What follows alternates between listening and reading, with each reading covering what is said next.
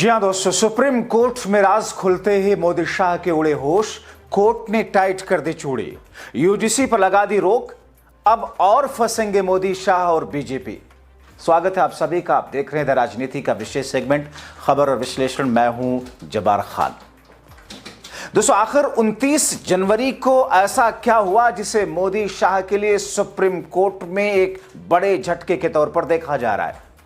आखिर supreme court ने किस तौर पर सख्त लहजे में, डांटते और फटकारने वाले लहजे में सुप्रीम कोर्ट ने कौन से ऐसी रणनीति मोदी शाह की फेल कर दी जिसके बाद में अब सड़कों पर मोदी शाह के लिए और मुश्किलें बढ़ेंगी, क्योंकि एक बहुत बड़ा वर्ग मोदी शाह के विरोध में सड़कों पर उतरने जा रहा है। विस्तार से आपको दोस्तों बताते हैं। दोस्तों, हाल के दिनों में कई सारी ऐसी घटनाएं जिसने पूरे देश की निगाहें अपनी तरफ आकर्षित न सिर्फ की बल्कि खींची, और हर कोई यह सोचने पर मजबूर हुआ कि आखिर ऐसा क्यों हो रहा है। जातिगत जनगणना जो आरएसएस संघ और भारतीय जनता पार्टी इसके विरोध में इसे पाप बताती रही, और जब घिरी अचानक और चुनावी राजनीति के फायदे के लिहाज से अचानक मोदी साहब ने ऐलान कर दिया हम जातिगत जनगणना कराएंगे, मगर कब कराएंगे ये पता नहीं। जब महिला रिजर्वेशन आरक्षण को लेकर के मोदी शाह और भारतीय जनता पार्टी जिसका विरोध करती रही, अचानक कानून ले आई कि साहब हम महिलाओं को आरक्षण देंगे, लेकिन कब देंगे ये गोलमोल कर गए। दोस्तों, ऐसे में भारतीय जनता पार्टी जिसे इस बात पर गुमान है कि सवर्ण तो उसके वोटर है ही हैं, उसे छोड़कर जाएंगे तो कहां जाएंगे, वो कहीं जा ही नहीं सकते। और दरअसल दोस्तों, ये जो कहते हैं ना कि अल्पसंख्यक तो मुस्लिम्स तो बीजेपी को वोट ही नहीं करते, ये तो इनको ही इतना वोट करते हैं, उसके कारण जरा गहराई से आप जाकर के जानिएगा कि संघ और बीजेपी की कौन सी नफरती और कौन सी मुस्लिम दुश्मनी वाली रणनीति जिसकी वजह से मुस्लिम उनसे छिटकते हैं। लेकिन आरोप लगता है कि 78%, 80% विपक्ष को, सपा को, कांग्रेस को, आरजेडी को मुस्लिम वोट करते हैं। उसके पीछे तो सॉलिड और जेन्युइन रीजन है। लेकिन ये सवर्ण किस कारण बीजेपी को वोट करते हैं? कौन सी मानसिकता है, कौन सी ऐसी संघ और बीजेपी की वो जहरीली मानसिकता और सोच है जिसको सपोर्ट करते हैं ये सवर्ण? सवाल तो लोग उठाते हैं, तो क्या गलत है उस सवाल में? और दोस्तों, 75, 72, 78% सवर्णों का वोट बीजेपी को जाता है। ये चुनाव के आंकड़े बताते हैं। और बीजेपी को इसी से लगा कि ब्राह्मण हो, ठाकुर हो, दूसरे सवर्ण क्लास के लोग हो, ये कहां जाएंगे हमें छोड़ करके, कुछ भी करो इनके साथ में। इसीलिए यूजीसी का नया कानून ला करके मोदी और शाह की सरकार ने दरअसल ओबीसी के उस बहुत बड़े वर्ग को अपनी तरफ खींचने की कोशिश की थी कि ओबीसी वोटर हमारे साथ जुड़े, क्योंकि 2024 के लोकसभा चुनाव में इन्हें दलितों और पिछड़ों ने ऐसा सबक सिखाया कि जिस अयोध्या और राम जन्मभूमि की राजनीति करके बीजेपी ऊपर बढ़ी, उनकी सारी राजनीति ध्वस्त हो गई।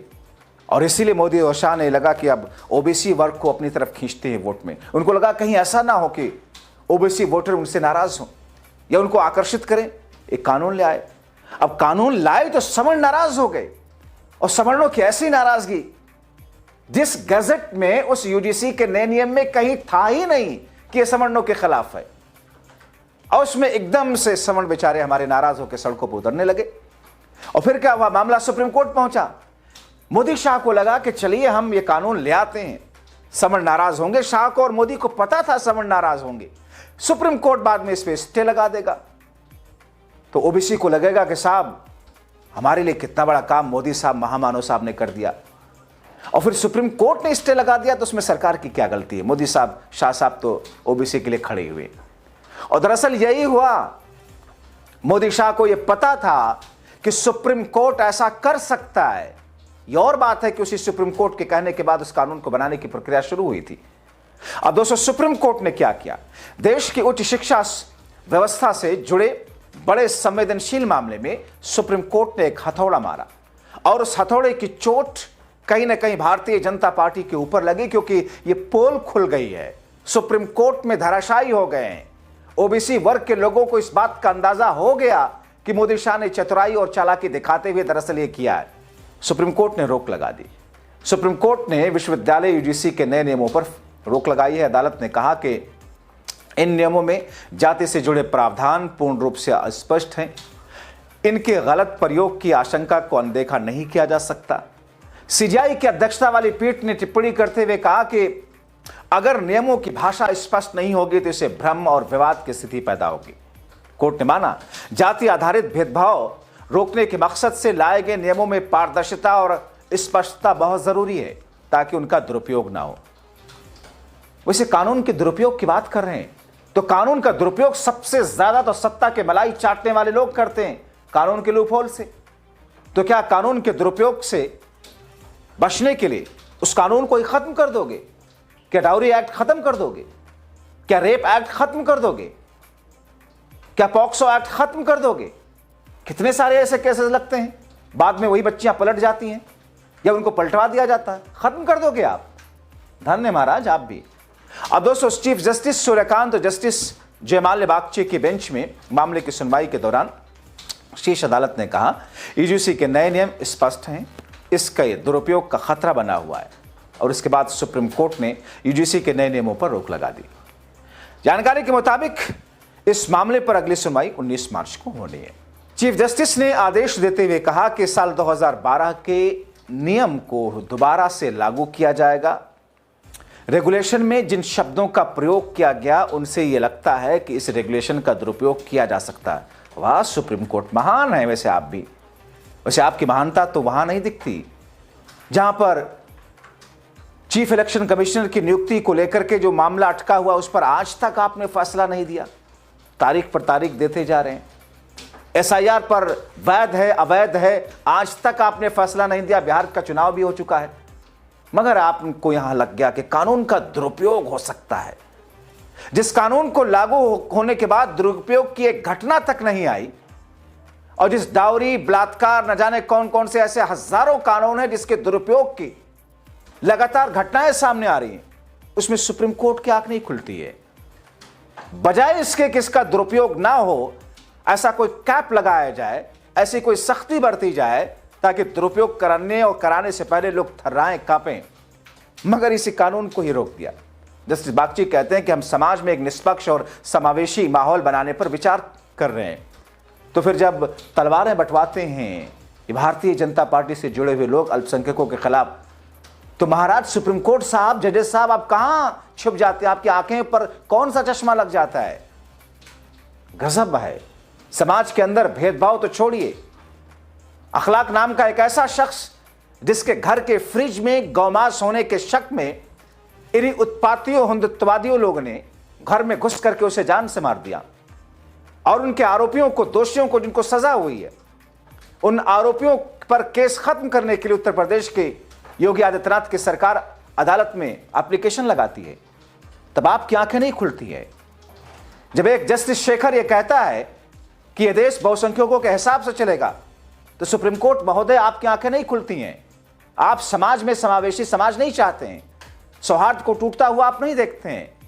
जब यति नरसिंहानंद जैसा गुंडा जो खुद को एक मंदिर का पुजारी बताता है, उसका सब कुछ करता धरता बताता है, बहुसंख्यकों के सनातन का ठेकेदार खुद को बताता है, पूर्व राष्ट्रपति डॉक्टर स्वर्गीय अब्दुल कलाम को कट्टर मुस्लिम और न जाने क्या क्या कहता है, मुस्लिमों को पाकिस्तान भेजने की बात कहता है, तो सुप्रीम कोर्ट को वहां आंखें नहीं खुलती हैं। उसे समाज में सब कुछ ठीक लगता है। बहरहाल मोदी शाह की चालाकी ये पकड़ी गई। मोदी शाह ने बड़ी चालाकी से इसे लागू कराया था, इस कानून को बनाया था कि सुप्रीम कोर्ट तो इसे रोक ही देगा। सवर्ण भी खुश कि हमने विरोध करके रुकवा लिया, ओबीसी भी खुश कि कम से कम मोदी शाह ने किया ही। हमारी कोशिश में कोई कमी हो, मोदी शाह सोचेंगे, सवर्णों को लगेगा कि भैया बताओ हमारी कोशिश में कोई कमी थोड़ी थी। ठीक वैसे ही कि जैसे जंगल के राजा को जब बनाने की बात आई तो बंदर ने कहा था भैया मैं भी राजा बनूंगा, मुझे भी बनाओ, शेर थोड़ी हमेशा राजा रहेगा। बना दिया। फिर बकरी के बच्चे को उठा ले गया शेर। आए बंदर साहब के पास, बोले देखिए खा लेगा, कुछ कीजिए। तो कहा हाँ करता हूं।